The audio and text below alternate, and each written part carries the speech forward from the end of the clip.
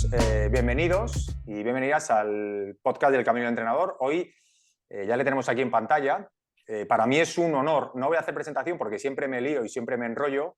Y tanto cuando están conmigo como cuando no están, prefiero que sean ellos los que se presenten. De hecho, el otro día con Damián, el último, el pobre me tuvo que interrumpir para presentarse él. Así que no vuelvo a cometer ese error y ese fallo. Y simplemente decir, antes de que se presente él, que es un orgullo. Sé que no quiere que le llame de ninguna manera porque tiene una humildad que para mí es digna de elogio, pero para mí es un referente, eso es seguro.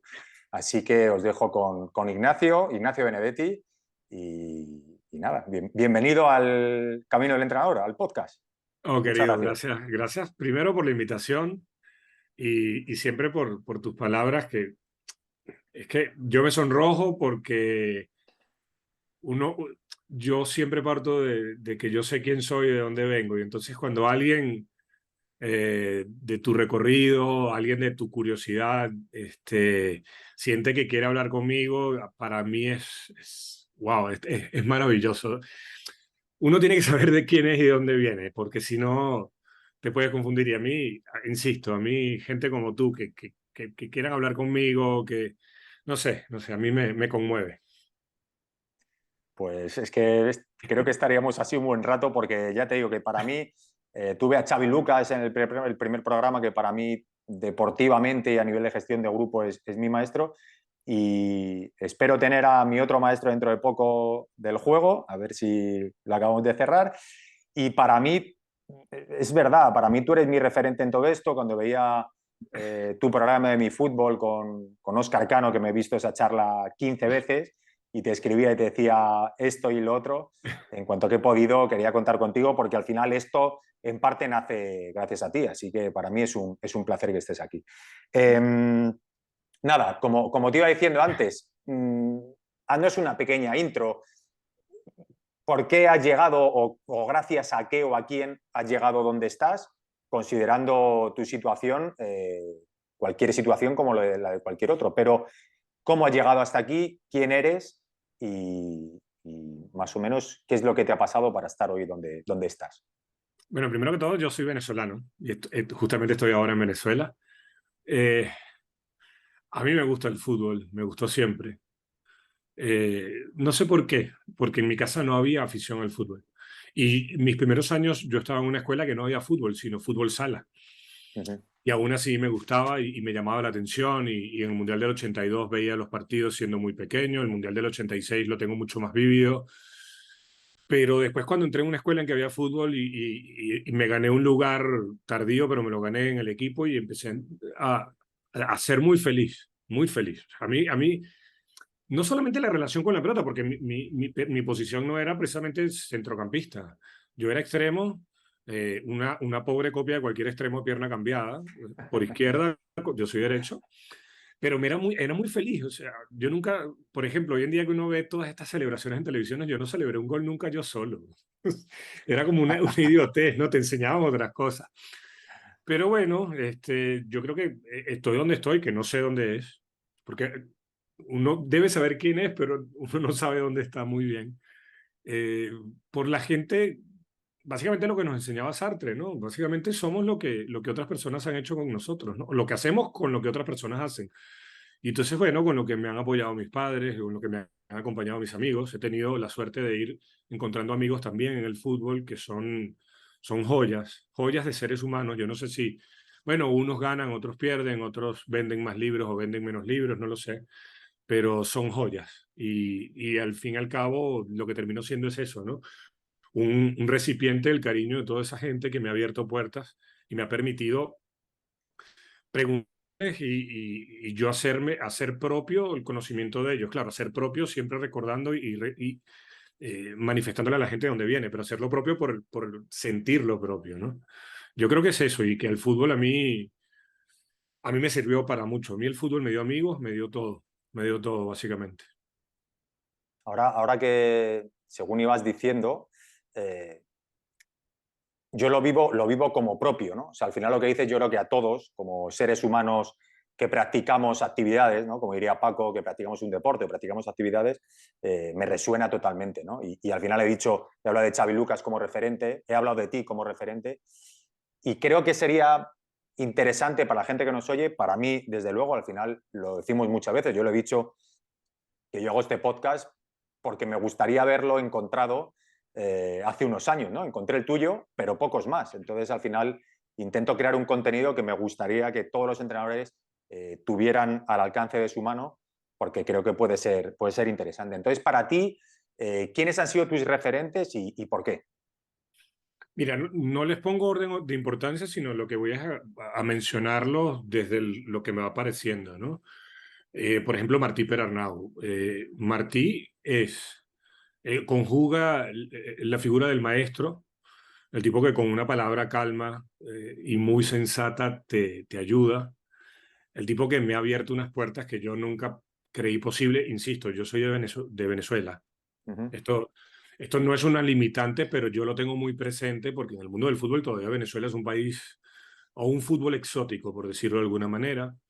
Martí además es de una generosidad humana que yo no puedo comparar con muchas, porque es un tipo que te abre las puertas, que te da cariño y que además te hace sentir, mira si te hace sentir que uno puede tener charlas con él, porque Martí está a un Eso es nivel clave, ¿eh?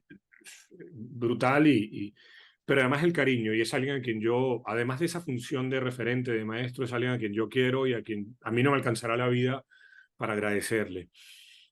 Después te puedo hablar, por ejemplo, Dante Panzeri, porque cuando yo viví en Argentina, que Argentina es un lugar espectacular para vivir el fútbol, aunque también se vive mucho del fútbol, Uh-huh.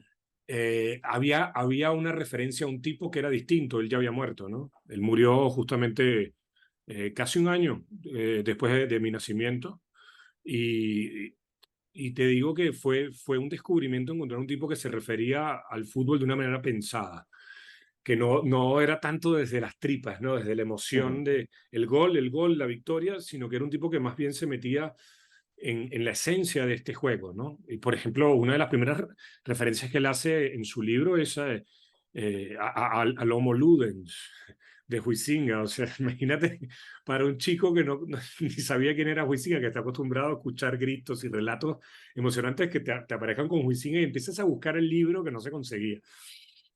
Eh, Te diría, por ejemplo, hay un relator argentino que como relator y como tipo que es Mariano Clos, que es un tipo que está muy adelantado cuando él está relatando y conoce mucho de reglamento. Eso me parecía extraordinario que alguien, porque en el fútbol, y tú lo sabes, el reglamento a veces es visto como con desprecio, ¿no? Ni nos los aprendemos ni lo comprendemos. Te diría, por ejemplo, que he tenido una, una gran relación, para mi suerte, con Juan Pablo Varsky, con Diego Latorre. Diego Latorre, Sí, vi el exfutbolista y programa con él, tipo sí, sí, sí, sí. fabuloso. Eh, Son los que se me vienen a la mente, pero más que todo yo he tenido referentes en el trato con entrenadores y con exfutbolistas, pero quizá por la culpa de Panzeri y la de Martí. La de Panzeri porque me abrió eso y quise hacer cosas diferentes a las que ya yo veía en televisión, no mejores, sino diferentes. Uh-huh. Y Martí porque me permitió también llegar a otros entrenadores y a otros exfutbolistas a los cuales yo podía preguntarles. Y yo soy insoportable porque les pregunto muchísimo, muchísimo. He pasado almuerzos con personajes a los cuales les preguntaba y les preguntaba. Después, claro, hay cosas que me encantan y las hago mías y las pienso. Pero, pero más que todo entrenadores, exfutbolistas, porque en periodismo obviamente hay tipos maravillosos, pero que yo los leía, los he admirado, pero yo quería hacer otra cosa. Yo quería hacer otra cosa. Por eso te nombraba tanto a, a Barsky y a Diego Latorre, ¿no? Porque yo sé que yo no voy a tener la mejor voz, yo sé que no soy el mejor animador, ni soy el mejor conductor, ni nada. Entonces, ¿cuál es mi fortaleza? Que a mí me gusta el juego. Me encanta. Y no lo juego porque no puedo, pero seré feliz cuando me digan ya puedes volver a jugarlo y así sea con mis amigos cuarentones, cincuentones, pasar un Sí, rato. porque al final el juego es el mismo, ¿eh? O sea, el juego lo practiques con 40, con 20, con 25, con 3, con 5 compañeros.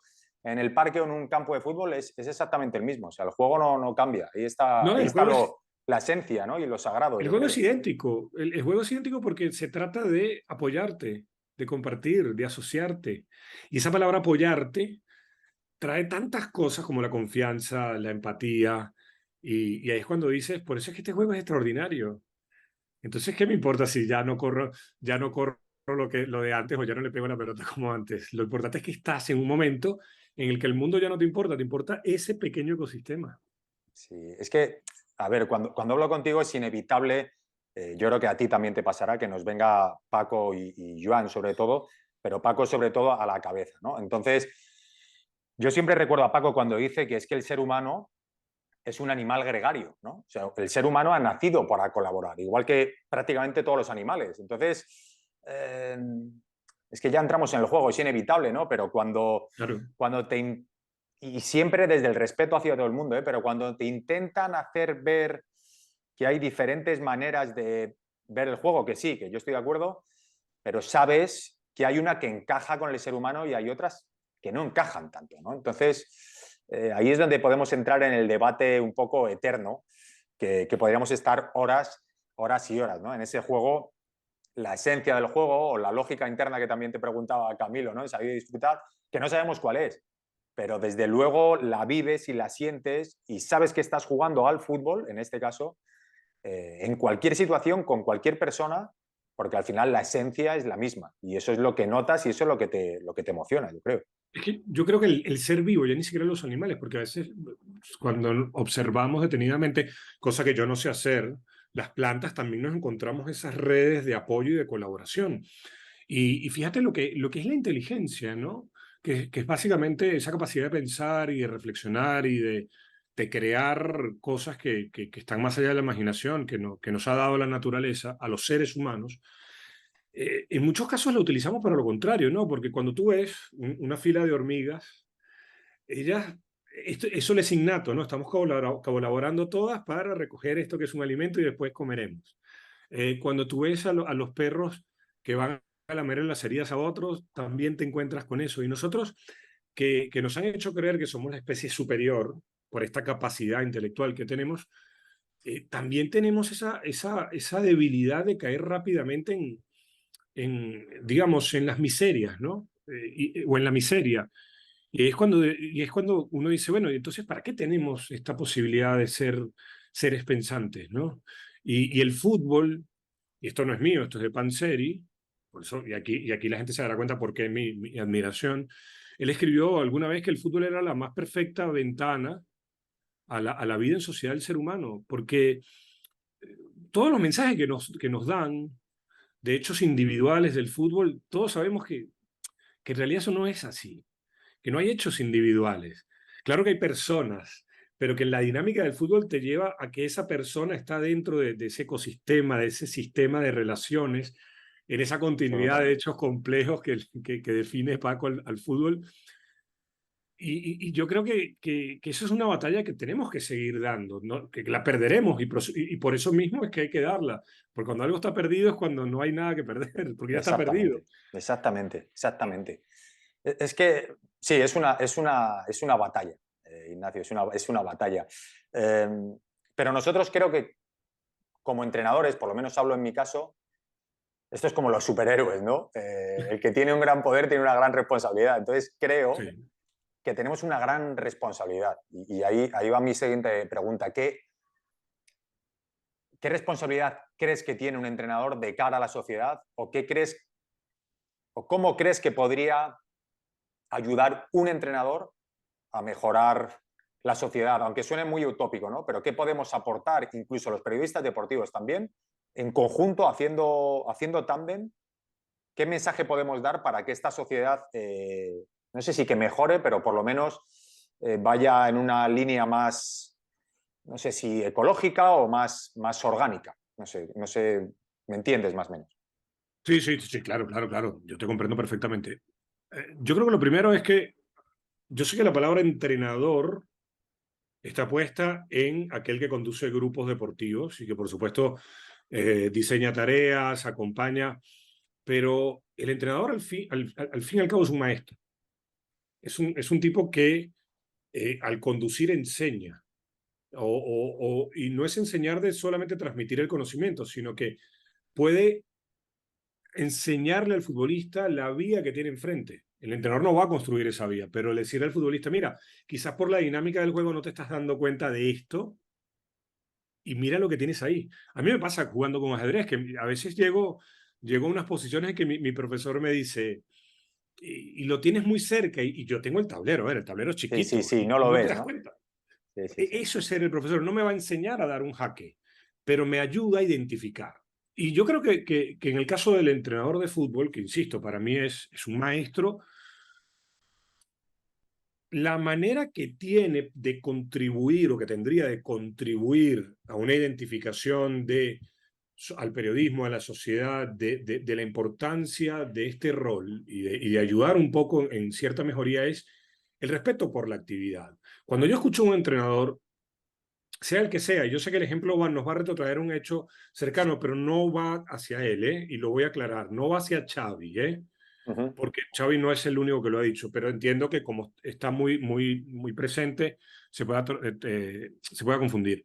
Cuando yo escucho a un entrenador que, nos dice, que dice en una rueda de prensa, que es la manera que tiene hoy en día de comunicarse ante la sociedad, de que se ha perdido un partido por un error individual, yo creo que ahí el entrenador no está siendo ni siquiera justo con su profesión, ni justo con la actividad en la cual él ejerce, porque lo que nosotros tenemos que entender en estos tiempos tan convulsos es que si nosotros queremos un mundo mejor, un mundo más humano, no nos vayamos al tema de las utopías, que son como las narraba Galeano, que lo que nos sirven es para caminar hacia adelante, pero sí algo más Ujú. real, Totalmente de es acuerdo. comprender que todo esto va de la mano de un trabajo de entendernos como seres similares, como seres afines y como seres que nos necesitamos. Entonces, cuando yo en un país, y te lo saco del fútbol, Sí, digo que sí. la culpa del mal andar de una sociedad es de un presidente, estoy totalmente equivocado en el diagnóstico. Entonces, si lo llevo al fútbol, que es un ejemplo reducido de lo que es ese trabajo en sociedad, trabajo en equipo,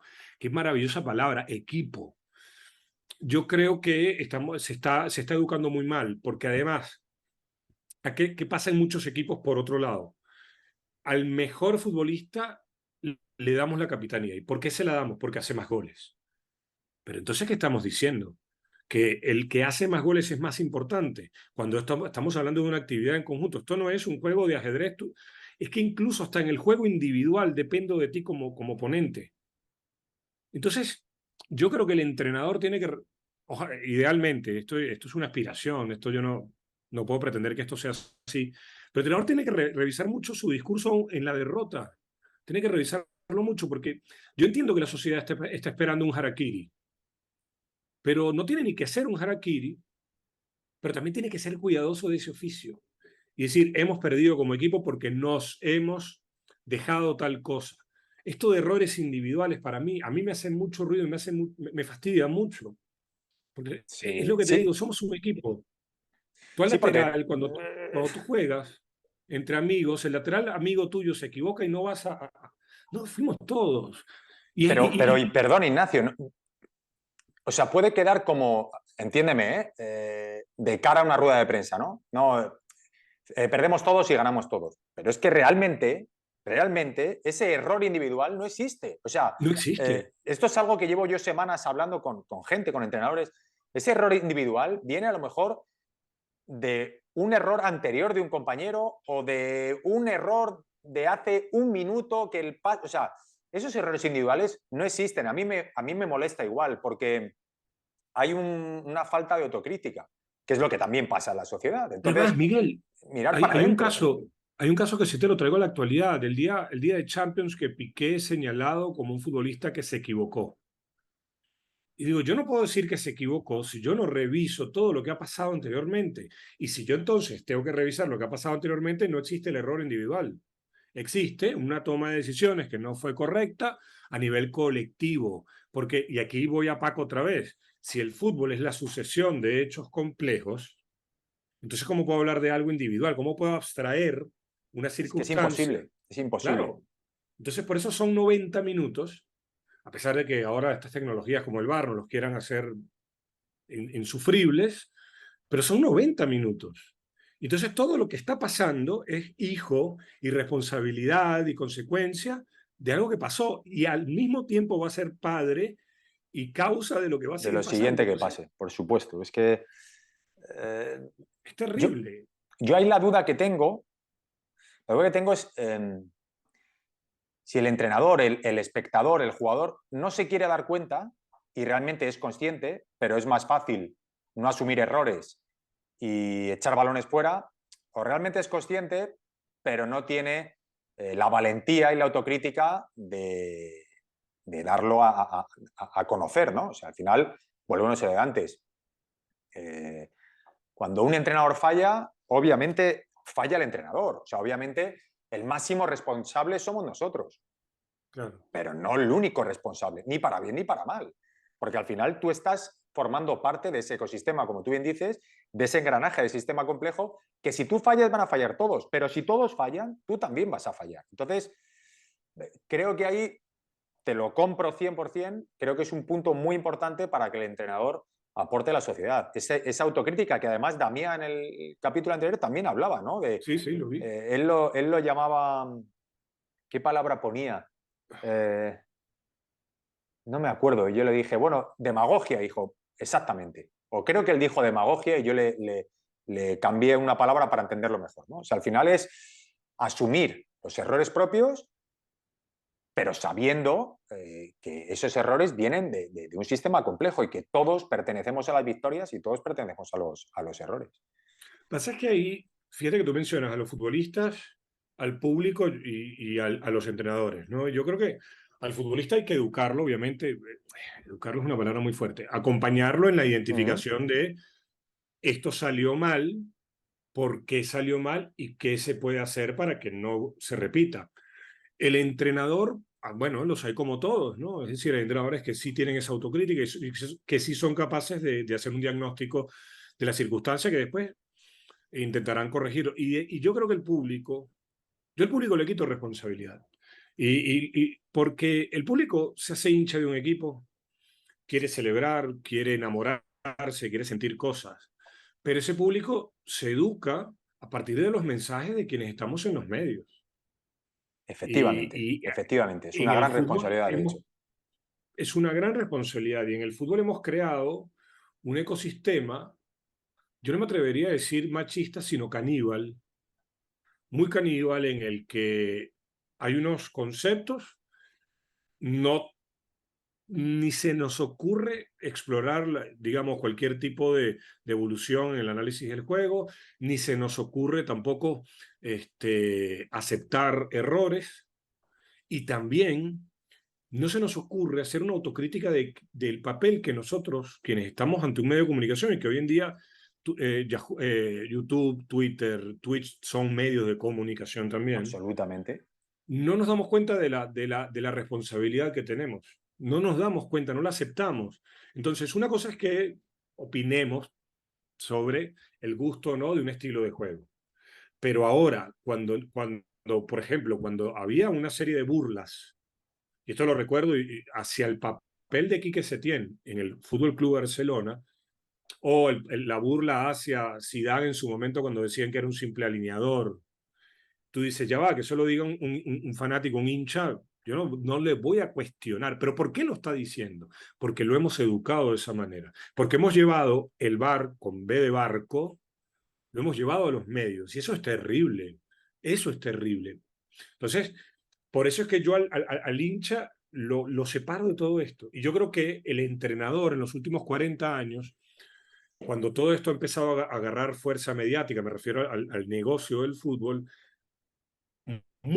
una gran cantidad de entrenadores han entendido que para convivir o para subsistir en esa piscina de pirañas y tiburones blancos, juegan ese juego que está planteado de los medios. El entrenador que es rupturista, el discurso, que quiere ofrecer otra manera de pensar, de observar, de sentir el juego, al fin y al cabo, cuando pierde 2 partidos es vilipendiado. Y si no hablemos de Marcelo Bielsa y si no hablemos de Pep Guardiola, que están esperando todos que pierda un partido para decir que es un mentiroso.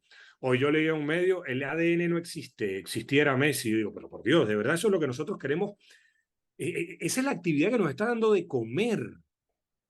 Pero ahí estoy 100% de acuerdo contigo, pero yo creo que también el espectador, el aficionado, tiene una responsabilidad de... Yo intento en el podcast, al final, pero yo este año pasado, viví una situación que comentamos en un momento dado, donde no voy a meterme mucho, pero el 60% fue la prensa.